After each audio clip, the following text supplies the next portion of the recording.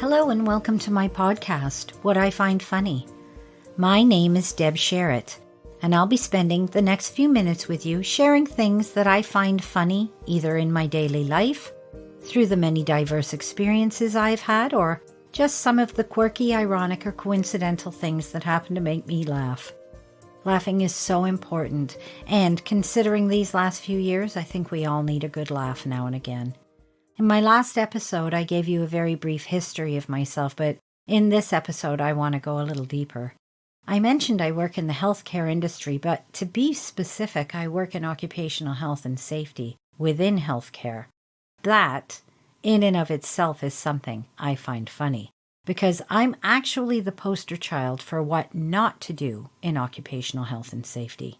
If you think of someone holding a burning electrical wire, looking like they'd been fried by a sudden surge because they grabbed said live wire with a wet hand, oh, that'd be me. Even in the dictionary, I show up under hazard. So to find myself working within the department 7 years ago was as much a shock to me as it was to them.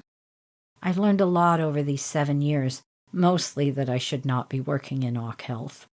Basically, I tend to be impatient waiting for someone to do something that I know I'm quite capable of doing, and if it has any kind of creative aspect to it, any kind at all, oh, you'll find me standing on a chair trying to screw into cement to hang a clock. You see?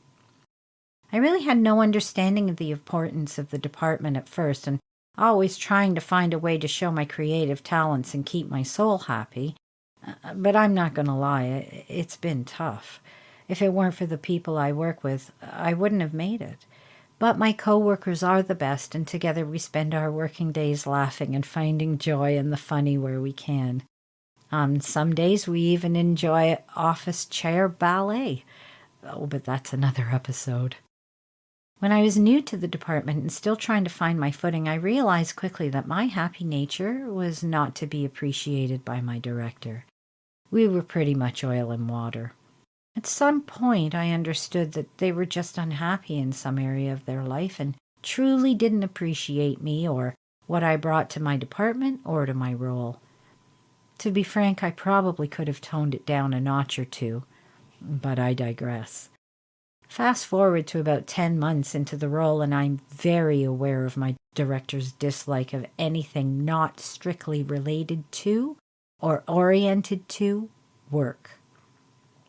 I was having a chinwag with another coworker in their office down the hall when I heard my personal cell phone ringing in my office. Now, the reason I knew this was my phone because it was loud and proudly playing a song from a Cuban band I met while on vacation. In other words, my phone was blasting a very happy Cuban song. Would arouse anger in my director if she heard it, and it was only a few feet from her door, which was open. So from inside my coworker's office, I heard the start of El Capitan and knew right away that my phone was going off.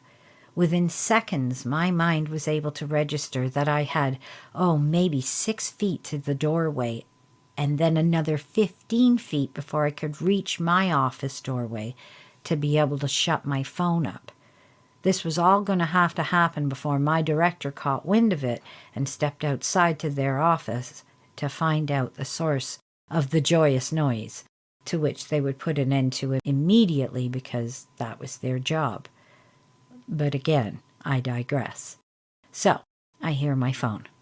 I know I need something to get me to my office door as quickly as possible, and having seen some of the Fast and Furious movies in the recent past, I recalled the term, the drift. And this is where I thought, I'm going to make my honey bunch proud. I leapt forward towards my co-worker's open door, grabbing the door jamb with my left hand, and in an effort to create momentum around the corner, or in Fast and Furious terms, a drift, I threw myself around. There was a problem with my thinking, in that the actual door jamb, the area where the lock meets the jamb, caught my very wide and thick wedding band and stopped me dead in place, threw me up into the air and then onto the floor with a body slam only normally used in a WWF ring. My left hand my ring finger, my left side of my body took the brunt of the fall. I only lightly bonked my head as I recall hitting the ground, a little blackout, and then being very aware of the pain in my left hand. It took me a moment to comprehend what had happened, and my OC Health team had seen and heard my fall and come to my rescue, ensuring I was treated with expert care and that the entire incident was properly documented. Very important from what I learned. Basically, when it comes to workplace accidents, my OC Health team are a crime scene investigator. Another thing I overlooked completely for the first 16 years of employment in healthcare. My team got me secured into a neck brace and onto a proper backboard and off to emerge in record time. It wasn't until later when I read about the incident submitted by my manager did I understand how much my team worked to determine exactly what happened and report it. My mistake was twofold. Number 1 was running, and number 2 was not wearing appropriate footwear. So officially, it stated Deb was running to grab her phone, and in doing so, took hold of the door jamb to speed around the doorway, causing her wedding ring to get caught and stop her from full motion and fall to the ground, injuring the left ring finger, the left shoulder, arm, side, and hip. 2 days later, everything related to the left side of my body hurt. Even my eyelashes hurt. I don't even know how that's possible.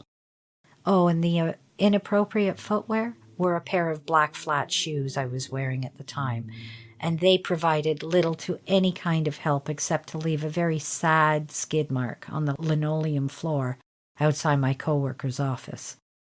As for me, the hardest part was the one-of-a-kind wedding ring made for me by my father-in-law with gold melted down from a ring of my father's that needed to be cut off me, as it was just causing my finger to swell up and go purple to dark purple as it restricted blood. But cutting the ring was the worst because I knew once cut it would never be the ring that he'd made for me again. And I also knew how bad my finger's outcome could have been. I recalled a high school teacher, Mr. Claridge, who jumped up to release a net from the goalpost, caught his wedding ring on one of the net hooks, and it took his finger clean off.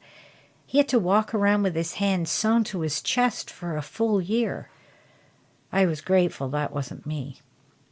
My finger had been wrenched rather harshly and was twice, maybe 3 times its size, and the doctor, now trying to get under the ring to cut it off by applying pressure to my finger's base, was, just asking for a wicked right hook from my better hand. Through the pain, I was able to keep it together enough, so I didn't become yet another adverse event in our joint health and safety listing.